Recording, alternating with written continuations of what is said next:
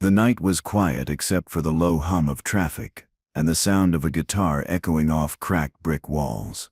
Ryan Hale sat on the corner of Jefferson Street, strumming half-heartedly, his case open for tips that never came. He played to fill the silence more than anything else. Across the street, a black van rolled to a stop. Ryan looked up just in time to see two men shove a struggling woman inside. Her scream was muffled, and the van sped away. Ryan froze, guitar still in his hands, wishing he'd done something. Ryan's heart pounded as the van disappeared into the fog. He looked around for anyone else who might have seen it. But the street was empty. The neon signs above the closed shops buzzed weakly, casting broken light on the wet pavement. He told himself not to get involved. This city chewed up people who cared too much. Still, when he spotted a red scarf lying near the curb, he hesitated. He picked it up, its fabric soaked and torn. He didn't know why, but something about it made him feel responsible. Back in his basement apartment, Ryan draped the scarf on a chair. The place smelled like damp concrete and cheap instant noodles. He told himself to forget what he saw, but his mind replayed the woman's eyes. Wide, terrified, begging. He'd seen plenty of bad things in Chicago, but this felt different. It felt personal, though he didn't know why. He sat on the old mattress in the corner, tried to strum a few notes, but every sound reminded him of her cry. When he finally fell asleep, the scarf was still hanging near his bed. The next morning, Ryan woke to a soft, rhythmic knocking sound coming from below his floorboards. It was faint, almost like someone tapping a spoon on metal. He tried to ignore it, convincing himself it was just the pipes.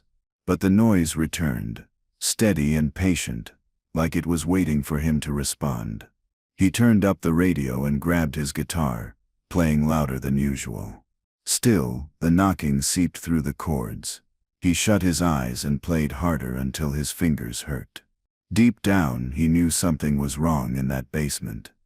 Ryan tried to distract himself by busking near the train station.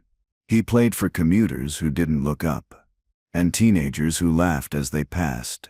A few coins clinked into his guitar case. Not enough for dinner. As he packed up, an old man named Mr. Connors approached. His upstairs neighbor, always watching from his window. Connors warned him to keep his head down. "You didn't see anything last night," he said quietly. "This neighborhood forgets fast." Ryan nodded, pretending not to understand. But the warning only made the memory sharper, like a splinter under skin. Later that day, Ryan tried to report what he'd seen. He sat in the police station's peeling lobby for 2 hours before an officer finally listened. The cop barely wrote anything down, sighing as Ryan talked. "You a witness or a storyteller?" he asked, smirking. Ryan left feeling smaller than when he arrived. On the walk home, he passed two men in suits standing by a black car. One of them met his eyes, and Ryan felt a chill crawl up his neck. By the time he reached his door, he was sure someone was following him. That night, Ryan double-checked every lock in his apartment. The streetlights outside flickered through his small window, painting stripes across the concrete walls. He sat on the edge of his bed, guitar in hand, trying to calm his thoughts. Then the knocking came again. Louder this time, clearer, coming from the basement door. He held his breath, gripping his guitar like a weapon. When the noise stopped, he waited a full minute before moving. Curiosity finally won. He unlocked the basement door, shining his phone light down the stairs. The air smelled like mold and fear. He didn't go down that night. Instead, he sat awake until dawn, staring at the basement door. Every creak of the building made his skin crawl. By morning, his nerves were shot. He decided to ignore it and went out to play on the corner again. A police car cruised by slowly, and one of the officers gave him a long look. Ryan stopped playing. He realized he wasn't just being ignored anymore. He was being watched. The men from the black car appeared again across the street, pretending to read a newspaper. Ryan hurried home, pretending not to notice them. When he reached his door, it was already slightly open. He froze, heart hammering in his chest. Inside, nothing looked stolen, but something was different. The red scarf was gone. The chair it hung on had been moved just slightly.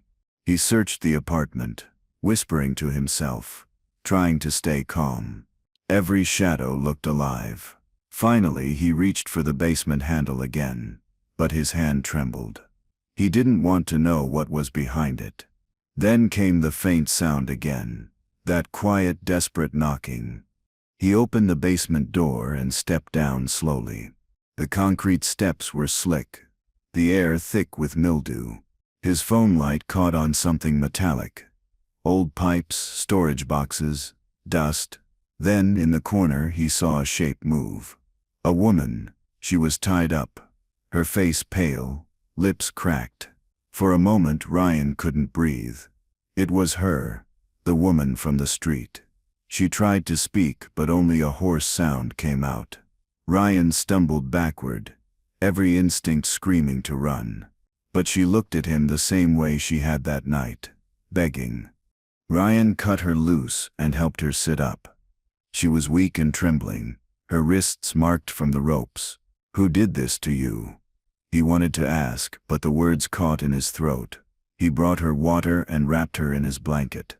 She looked around, terrified, as if expecting someone to appear. He didn't know what to do.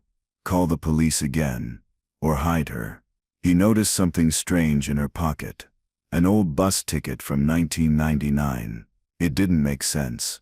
Nothing about this did, and someone clearly wanted it that way. Ryan sat across from her, trying to think. She couldn't tell him much. Her voice was almost gone, her mind foggy. All she managed to say was, "They'll kill us both." He believed her. He decided to keep her hidden in the storage room for now. He didn't trust the cops anymore, and whoever was behind this clearly had reach. He went upstairs to get supplies, but his phone buzzed with a news alert. The woman's photo filled the screen. Her name was Elena Marino, sister of Victor Marino, one of Chicago's most feared mafia bosses. The headline said she'd been missing for 3 days. Ryan dropped his phone, his stomach twisting. He wasn't just in trouble, he was in the middle of something lethal. If the mafia found out she was in his basement, he'd be dead before sunrise. But if he called the police again, they'd think he'd kidnapped her himself. He sat there for a long time, thinking about that night on Jefferson Street. Someone had planted her here. He didn't know who or why, but the setup was perfect. The city would need someone to blame, and he was it. He went downstairs again and checked on Elena. She was shivering, clutching the blanket like it was armor. He noticed the bus ticket still in her pocket, stained and creased. Why would someone carry that? He thought. He turned it over. On the back, there was a number scrawled in faded ink. He didn't recognize it, but it felt like a clue left on purpose. Maybe whoever kidnapped her wanted to lead someone to him. He slipped it into his pocket, determined to figure it out. He didn't realize how deep he already was.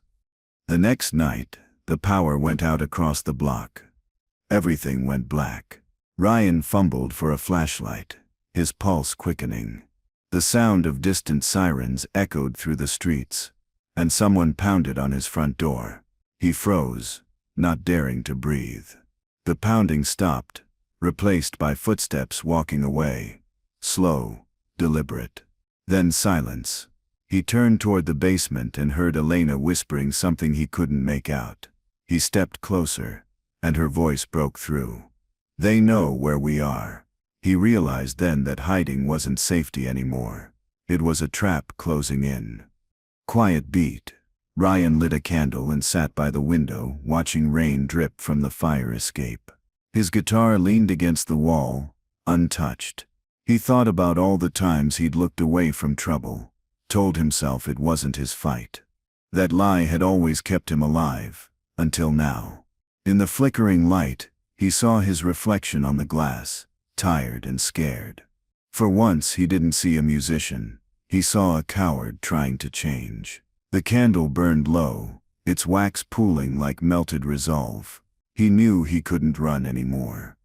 By morning, Ryan packed a bag for Elena. He planned to sneak her to an old motel near the edge of town where no one would notice them. As he stepped outside, he saw a black car parked down the block, two men pretending to read newspapers in the rain.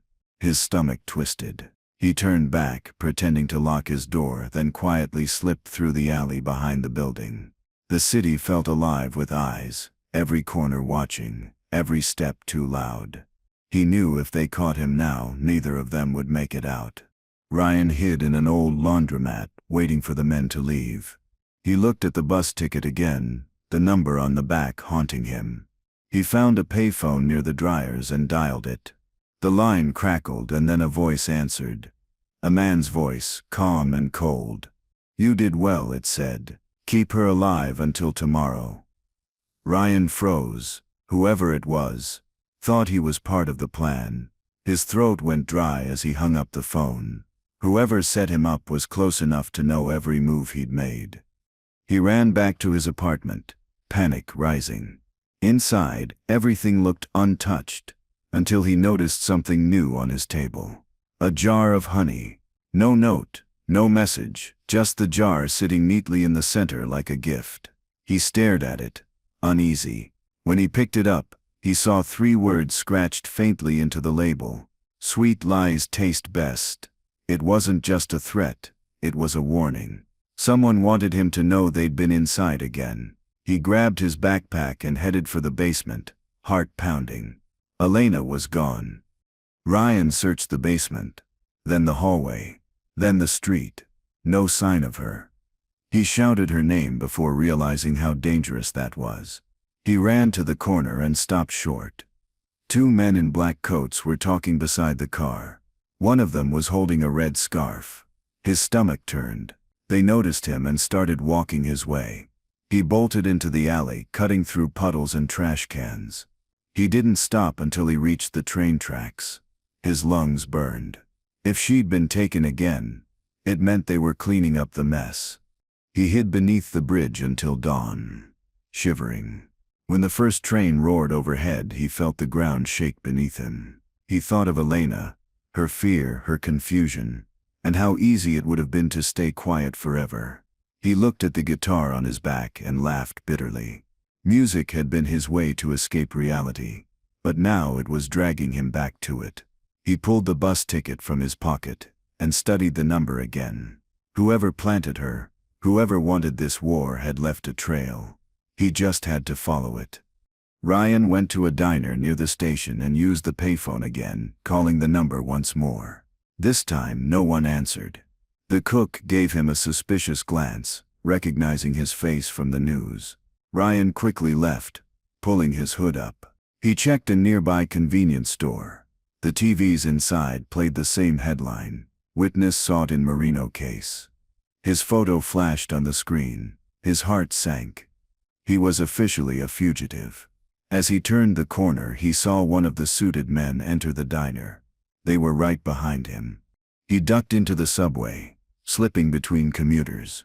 The smell of wet concrete and burnt coffee filled the air. As the train doors closed, he saw their reflections in the glass. 2 men scanning the platform. He was lucky this time. The train rattled forward, and he finally exhaled. He reached into his pocket, feeling the jar lid he'd taken as evidence. The carved words cut against his palm. Whoever was behind this wasn't just trying to scare him. They were playing a game, and he was the pawn they were willing to sacrifice. Ryan decided to visit the abandoned factory near the train yard, the same place where he'd first seen the van. The fence was broken, the walls covered in graffiti. Inside he found old machinery, rusted drums, and scattered papers. One of the desks held a phone, still plugged in, with a blinking light. He hit playback. Static. Then a voice. "Marino's girl is the key," framed the musician. "The cops will do the rest." Ryan felt sick. It wasn't random. They'd planned every step. He turned to leave, but the sound of footsteps echoed behind him. He hid behind a stack of crates, heart pounding. A flashlight beam cut through the dust. It was Mr. Connors, his neighbor. The old man looked nervous, clutching a small gun. "You weren't supposed to find this," Connors muttered, pacing. Ryan realized then that Connors wasn't just nosy. He was part of it. Maybe even the one who planted Elena. He waited until Connors left before sneaking out the back. The truth was finally starting to show its face. But Ryan wasn't sure if he wanted to see all of it. Ryan made it home just before sunrise. The apartment was trashed. The walls covered in black marker. Liar. Thief. Killer. His stomach turned as he realized someone wanted him to lose his mind. The TV had been left on. A news anchor was talking about an anonymous tip linking him to the Marino kidnapping. His fingerprints, his address, everything. He slumped to the floor, clutching the red scarf he'd found. The phone buzzed once more. A text appeared on the screen. "Play your part or she dies for real."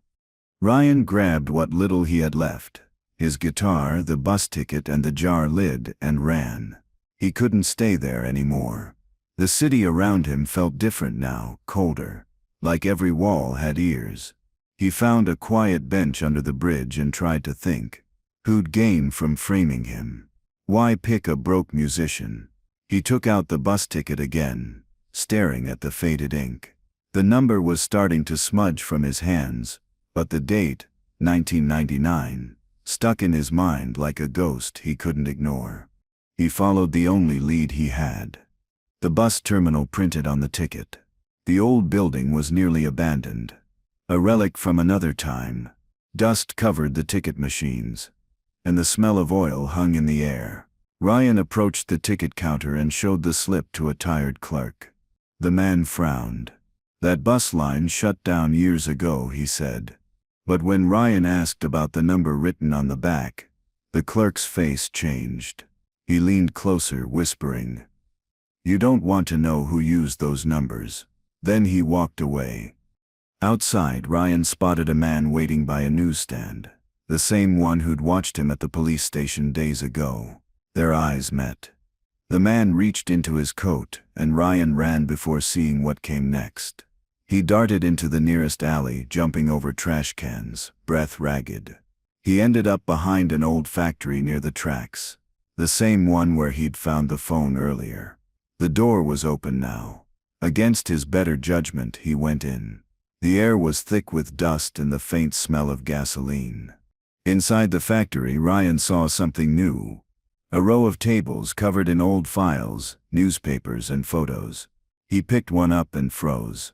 It was of him, playing his guitar downtown, dated 2 months ago. He shuffled through more photos, every one of them showing him somewhere in the city. They'd been watching him long before Elena's kidnapping.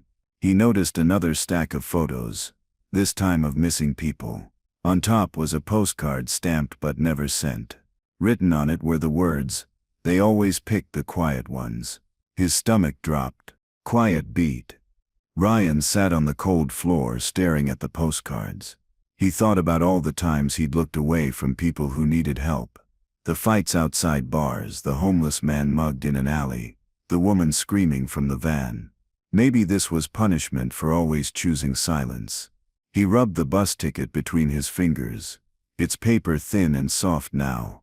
The smell of rain drifted through a broken window. For the first time, Ryan realized he didn't just want to survive this, he wanted to end it, even if it cost him. When Ryan returned home, he found the basement empty. Elena was gone again. Panic hit him like a wave. The walls felt like they were closing in, the air too heavy to breathe. On the floor, he noticed something nailed to the wood, a small note that read, "Check your conscience, musician." He tore it off and saw another message written underneath in marker, "You were chosen because you look away." His hands shook as he dropped the note.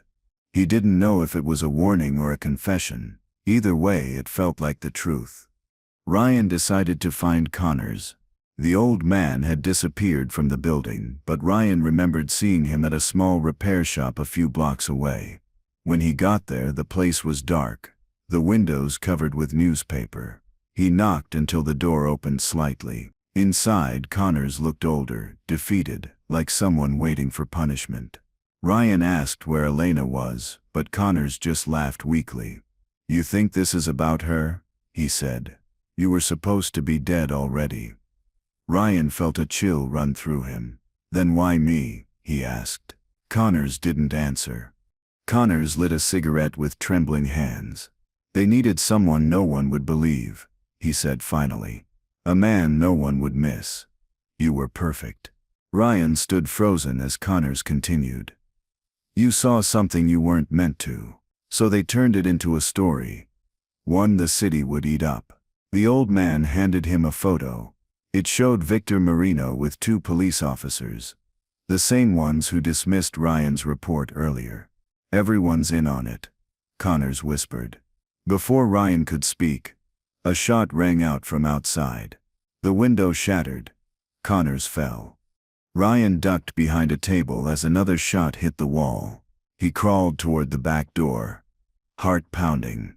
Outside, rain poured hard, washing blood into the street. He ran through the alley until he reached the edge of the train yard again. He crouched behind a crate, breathing hard. Connors was dead, and now Ryan was next. But Connors's words kept echoing. They needed someone no one would believe. He looked at the photo again, realizing it wasn't just the cops. It was bigger. An entire system built on silence, and he'd played right into it. He knew what he had to do now. He followed the bus ticket trail again, this time to a warehouse listed on an old delivery receipt he'd found among the photos. Inside, he discovered boxes full of money, weapons, and documents. Evidence of deals between Marino's men and city officials. One folder held his name, marked Fall Guy. Everything was laid out like a script. Every move, every choice, every failure, planned. He wasn't unlucky. He was designed to lose. But for the first time, Ryan didn't feel fear. He felt angry. If you're wondering how Ryan plans to fight back when everyone powerful wants him dead, stay till the end. You'll want to see what happens next. Ryan took pictures of everything. The folders, the cash, the signatures. He stuffed them into his backpack and left before anyone showed up. On his way out, he heard voices approaching. One of them was Victor Marino. He ducked behind a column, listening. Victor's voice was calm, practiced. "He wasn't supposed to survive this long," he said. "End it clean." Ryan's heart pounded. He finally saw it clearly. Victor had staged his own sister's kidnapping to frame his rival and spark a war. Elena wasn't a victim of chance. She was part of his plan. Ryan waited until they left before sneaking back out. The streets felt heavier now, like the city itself was holding its breath. He ran until his legs burned, finally stopping in an alley near the river. He opened his backpack and stared at the photos again. The truth was too big for him alone. He needed someone who could expose it. He remembered the journalist who'd once given him change after a show downtown. She worked for a local news channel. He found her name on an old business card in his wallet. Maya Jensen Investigations. Ryan found Maya at a small diner, her eyes widening when she saw him. His face was still on every TV screen. He told her everything. The kidnapping, the setup, the evidence. She listened quietly, occasionally glancing at the door. When he showed her the photos, she went pale. "If this is real," she whispered, "you just signed your death sentence." He nodded. "I already did when I didn't help her that night." Maya promised to send the files to her network. As she left, she pressed a small recorder into his hand.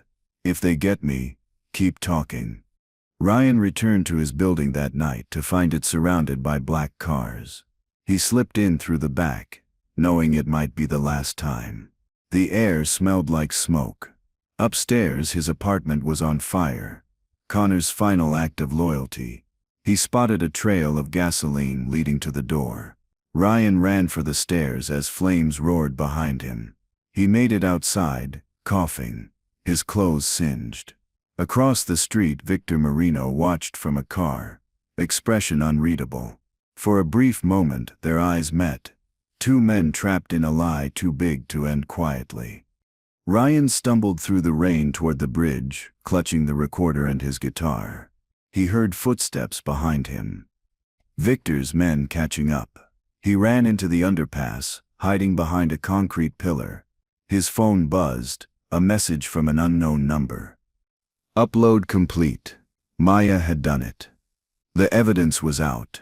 He smiled faintly, but it faded when headlights flooded the tunnel. Victor stepped out, calm, unbothered by the rain. "You think truth saves you?" he said. Ryan didn't reply. He just turned and ran toward the sound of sirens. Police cars surrounded the area, lights flashing red and blue against the wet concrete. Ryan stopped in the middle of the road, hands raised. For a second he thought it was over. Then one of the officers pointed his gun. The same cop from before. "He's armed," the man shouted. Bullets hit the ground near Ryan's feet. He dropped his bag and dived behind a car. He realized then that Victor's reach went even deeper. The cops weren't coming to save him. They were coming to erase him.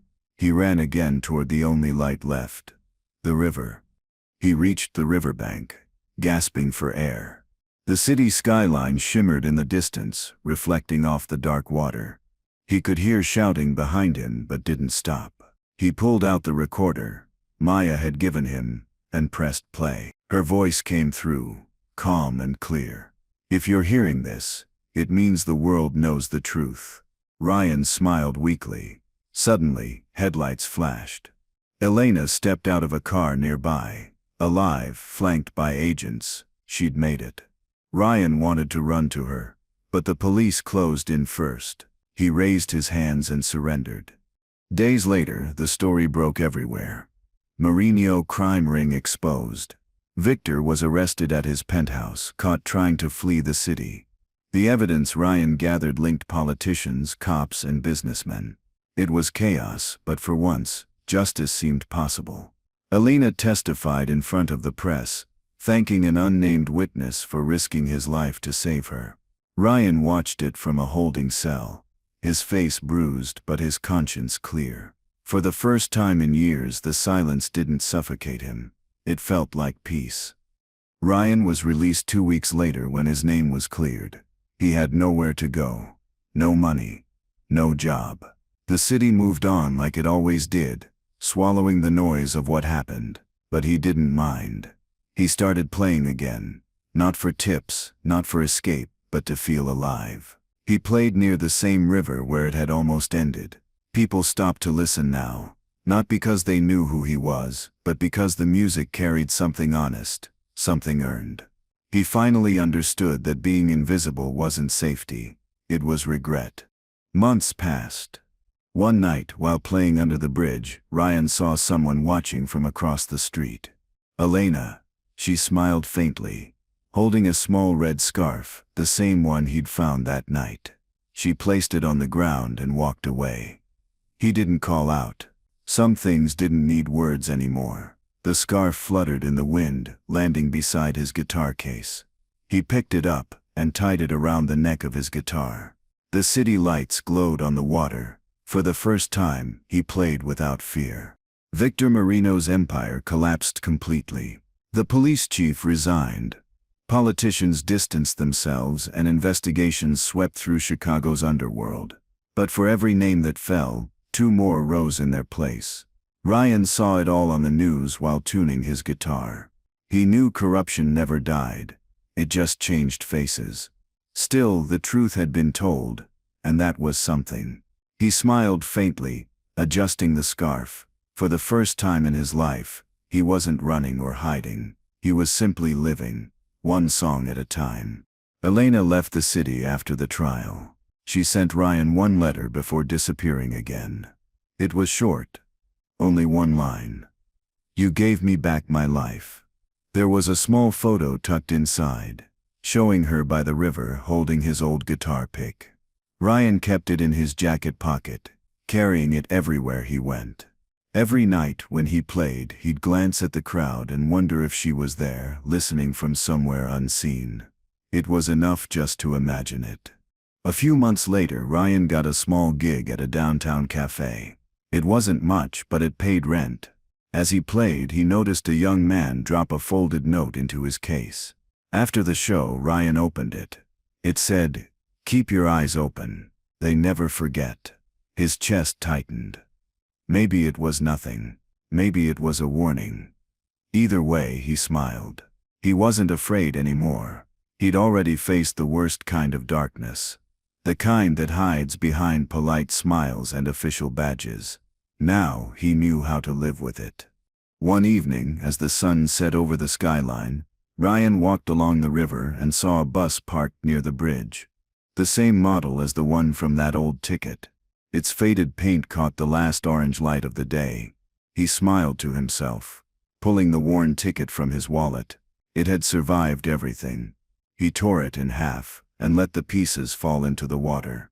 The river carried them away, along with the ghosts of everything he used to be. That night, he played one last song before the rain began. The city lights shimmered on the wet streets as strangers gathered to listen. He didn't need applause. He didn't need to be remembered. He only needed the music, the one thing they could never steal from him. As thunder rolled in the distance, Ryan smiled, strumming softly under the dark Chicago sky. The same place where it all began now felt peaceful.